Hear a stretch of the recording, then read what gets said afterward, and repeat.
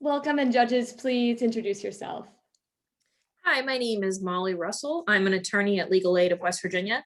I specialize in domestic violence law, and this is my first national hearing. Mike? Good morning. I'm Dr. Michael Anderson. I'm a retired professor and a retired college administrator. I live in northern Minnesota on a 110,000 acre lake. How about that? My name is Ed Philpott. I'm in central New Hampshire. I'm a trial lawyer, and I live on near a pretty big lake too. Not quite as big as the one in Minnesota, and he's a little closer than I am to Canada. Yeah. I feel left out. I live in the suburbs of my city. It's fine. I just wanted to join the conversation. All right, guys, go ahead and introduce yourself. So good morning. My name is Matthew Genzer. I'm Jared Leonard. And I'm Julian Wang, joined by our teacher, Mrs. Cameron from Staples High School. Okay, let's go ahead and get started. Unit 4. How have the values and principles embodied in the Constitution shaped American institutions and practices? Question 2. Members of Congress are not only legislators, but they are also inquisitorial and should meet frequently to inspect the conduct of the public officers. How effectively do you believe Congress has used its investigatory power? Bullet point 1. Explain the differences, if any, between Congress's power to investigate and the power of oversight. Which power, in your opinion, is more significant? Bullet point 2. How effectively do you believe Congress has used its oversight? You may answer. While no provision in the Constitution explicitly grants either chamber of Congress the power to investigate or the power of oversight, Congress has been exercising these powers since 1792, when asserting its ability to call for necessary documents in the General St. Clair investigation. Since then, the Supreme Court has found that Congress's investigative and oversight prerogatives are implied by its legislative powers vested by Article 1, Section 1. In McGrain v. Doherty, the Supreme Court held a legislative body cannot legislate wisely or effectively in the absence of information respecting the conditions which the legislation is intended to affect or change. Investigative and oversight powers are often conflated because of their subtle differences. The oversight power encompasses Congress's ability to supervise federal agencies, programs, and policy implementation. Congress routinely patrols the mechanisms of the executive branch to preemptively avoid malfunctions. However, when Congress speculates wrongdoing, they sound the alarm and investigate. In Watkins v. United States, Justice Warren highlighted the adversarial nature of congressional investigations, stating, "The investigation power is at its peak when the subject is alleged waste, fraud, abuse, or maladministration within a government department." The investigative power is more significant than the oversight power because it allows Congress to uncover what it does not know. For instance, the House Committee on Financial Services, in order to aid their ability to legislate lending practices, money laundering, and fraud at financial institutions, subpoenaed President Trump's financial records regarding massive loans he received from Deutsche Bank. The committee could not perform oversight on this matter because they could not know what to oversee without first investigating the wrongdoing. Congress's main function is to make effective policy, but they may not know what that policy is unless they first investigate how officials are breaking the rules. Congressional oversight has been ineffective in fulfilling its purpose because Congress has little incentive to oversee the executive branch daily. While scandalous investigations often garner publicity, less public attention focuses on the execution of legislation. As such, congressional representatives are less inclined to conduct time-consuming oversight for little political gain. Much of the remaining oversight is largely done for political gain. In a hyper-partisan atmosphere, legislators overly scrutinize opposing presidents by investigating minor executive errors. The Republican-controlled 114th Congress under President Obama held 238 more policy and legislative hearings than their Republican successors under President Trump. The expansion of the federal government, especially with regards to discretionary spending, often precludes effective congressional oversight.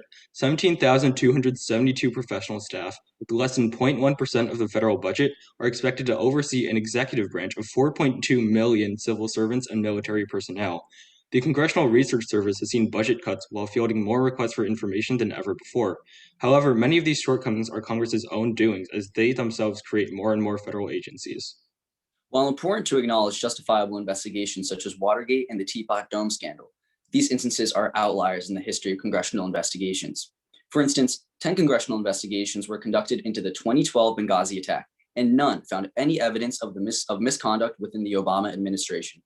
These congressional investigations were nothing more than political stunts aimed at hindering Clinton's 2016 presidential run, with Minority Leader McCarthy saying, We put together a Benghazi special committee and her numbers are dropping. Why? Because she's untrustable. But no one would have known any of that had happened had we not fought and made that happen. More recently, the Democrat-controlled House Oversight Committee launched an investigation in 2019 into whether or not President Trump ever misrepresented his net worth as a private citizen to make sure he didn't commit crimes then.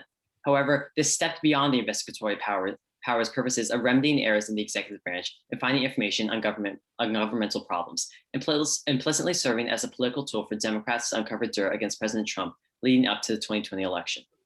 Overall, Congress first exercised these powers to help make good policy, but as oversight became too daunting and investigations too weak, representatives opt to use these powers to make good politics instead. We are now ready for questioning. Do you think Congress has the power to subpoena the president?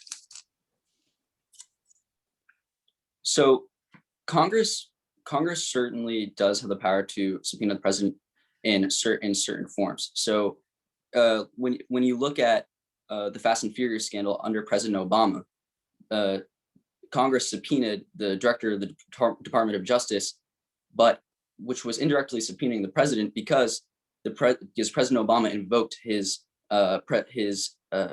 presidential executive privilege to not turn over their stuff, to not turn over those documents. However, it was only until 3 years after that a federal court decided that the presidential executive privilege did not stand, and President Obama had to submit those documents. However, it also depends on how Congress does subpoena the president or the president or presidential associates, because as Matthew mentioned, indirectly subpoenaing the president through associates might work, but if Congress uses what it normally uses, which is the criminal contempt statute, in which not going to subpoena is a misdemeanor, they can't really indict the president on that sense. There's a long-standing Justice Department policy in which the president can't really be held liable for criminal charges while being a president. And more recently, cases that include presidential subpoenas often introduce the opposition of and use of executive privilege. And in most cases involving congressional subpoenas versus executive privilege, they come down to the specifics of the case. In United States versus AT&T, the Supreme Court specified that they will only weigh in certain cases if the executive and legislative branches have tried in good faith but failed to reach an accommodation. So when you're talking about subpoenas or presidential subpoenas, those are not necessarily subpoenaing the president. You have subpoenas to the executive branch that are followed all the time, don't you? So, but back to the first part. Most recently, President Trump was subpoenaed in the investigation of loans given to him by Deutsche Bank, and the Supreme Court decided in Donald Trump v. Capital Bank and AG that he had to turn over those documents. So that was a direct subpoena of the president.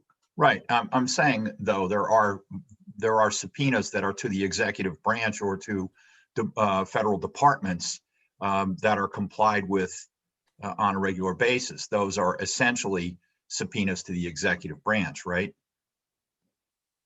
Yeah, we aren't saying that congressional subpoenas never work. It's just that when the executive branch has a political motivation to not follow these subpoenas, then because of executive privilege, they can get away with a lot more because Congress is using these inefficient means of subpoenaing instead of using their inherent privilege to just like send an officer of the law to like send them to a hearing in the body itself. But more recently, we have seen an increase in members of the executive branch refusing to comply with congressional subpoenas, in which Congress will then hold them in contempt of Congress, in which case members of the congressional committee that issued the subpoena will vote on whether or not to move forward with a contempt finding. And if a majority supports the resolution, then another vote will be held by the entire chamber. I'd like to pose a different kind of question.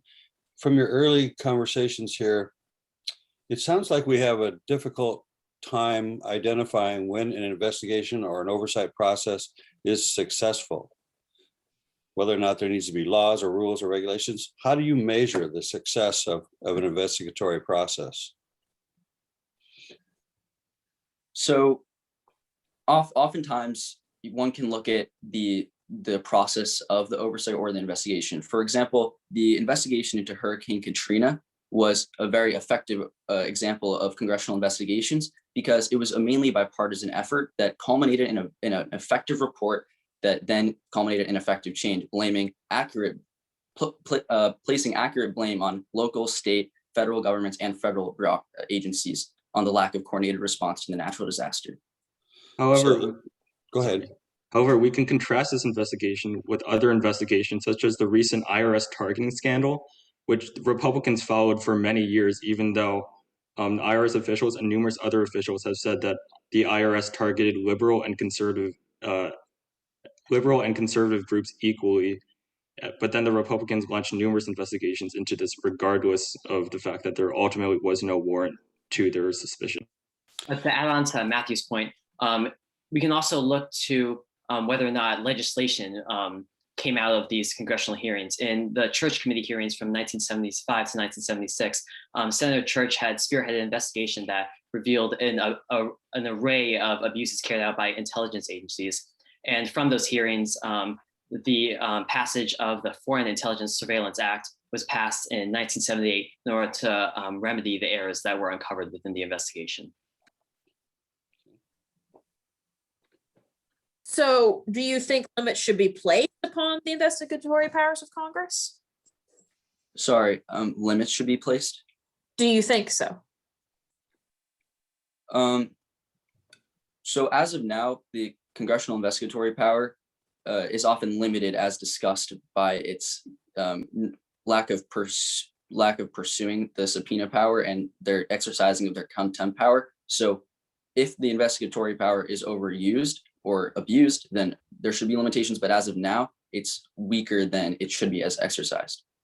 And while congressional oversight is largely is something that is largely conducted by Congress and takes up a large amount of their time, is not often done by the members of Congress themselves, as they mostly instead choose to prioritize passing campaign promises that they had promised constituents and pushing for party agendas, and oftentimes delegate this oversight responsibility to lobbyists who may conduct oversight in a way that was not envisioned by the framers. So how would you address the politicization of these processes and outcomes in the investigations, in other words? So congressional staff is severely underpaid for doing arduous work. We sat down with our Congressman Jim Himes, legislative director, and he said that lawyers for congressional staffs have very little incentive to stay on Capitol Hill when they could be being paid hundreds of thousands of dollars as an associate at a law firm. And more directly answering your question, there have been numerous proposals to have a bipartisanly agreed upon director of investigations for each committee in the House and in the Senate to directly decide what things to investigate so that it's not left in the hands of whichever party happens to rule each committee. Let's do something real quick because we don't have much time. So you brought up the fact that the Department of Justice after Watergate said a sitting president cannot be charged with a crime. Do you agree with that? Well, we do agree with their rationale that him being able to charge with a crime would violate separation of powers, because that means that basically the judicial branch or maybe the legislative branch can effectively prevent the executive branch from doing its job by putting the president in jail. Good, thanks. You did that quickly too. Good work. Hey, we're gonna provide some feedback. Overall, first of all, job well done, everyone. Yay. So I thought your explanation of oversight versus investigations and going through the process could have been a YouTube video as a refresher for the judges watching this, because it was so concise and so thorough and so easy to understand. And I'm not kidding. You guys may want to make a little YouTube video. I thought it was wonderful. As far as the answering the questions, I thought that you had just example after example after investigation, and I was just impressed with all of the ones that you could rattle off quickly, and then explaining why it worked, why it didn't work, and then also offering suggestions on how to make it more effective. And you explained the using the lobbyist process, which I thought was a point well taken. So overall, great job. Okay, I'll go. Okay.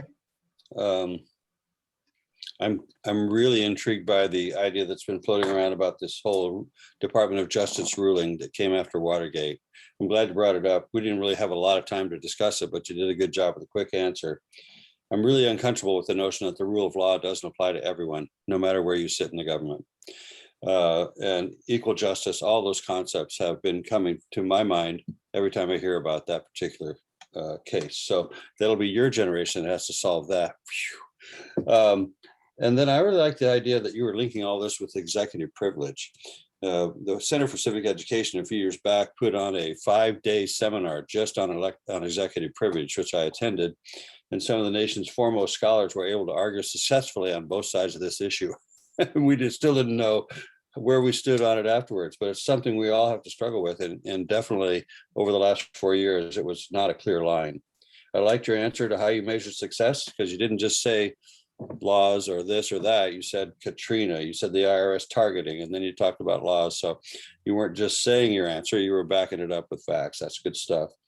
And finally, there's a little quote in here. We always look for quotes. We have fun with them. Good politics over good laws. Good Lord. We need some of you to get elected so we can move that in the reverse stance. Excellent work.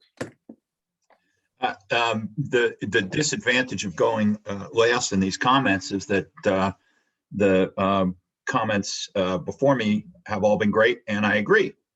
I was very pleased with the answers to the results of investigations or oversight. I liked that you said you talked about the IRS investigation, because that's an investigation that didn't show any wrongdoing. It didn't end up requiring legislation, and you chose one that did, of course, the Church Commission. So you used good examples to support that really good answer to begin with. So thank you very much. I very much enjoyed our conversation. Thank you very much. Congratulations.